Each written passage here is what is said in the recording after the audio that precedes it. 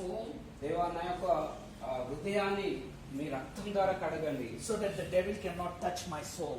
దేవా ఎందుకంటే నీ రక్తం నన్ను రక్షించిన ఎడల ఆ యొక్క దయ్యం నన్ను పట్టుకోజాలదు. Satan cannot enter into my mind because of the blood covering my soul. దేవా నీ రక్తంతో ఎప్పుడైతే మమ్మలను ఒక ప్రోక్షిస్తావో నీ రక్తం ద్వారా అప్పుడు మా యొక్క మనస్సులోకి మా ఆలోచనలోకి సాతాను గారు దూరడు ప్రభు. Lord, I also want you to cover me with your mighty anointing. దేవా నీ యొక్క అదృశ్యమైన హస్తముల చేత దేవా మమ్మలను మీరు ముట్టమని అభిషేకించమని అడుగుతున్నాను. Because the anointing will break every yoke of disease.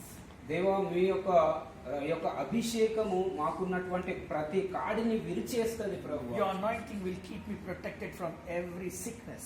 దేవా మీ యొక్క రక్తం ద్వారా మేము ప్రతి విధమైన వ్యాధుల నుండి రక్షింపబడతాం. Lord, I also want your presence in my life. దేవా నీ యొక్క సన్నిధి నా జీవితంలో అవసరం ప్రభు. Because in your presence there is fullness of joy. దేవా నీ యొక్క సంతోషంలో పరిపూర్ణమైన సంతోషం కలదు. I will not be in sorrow.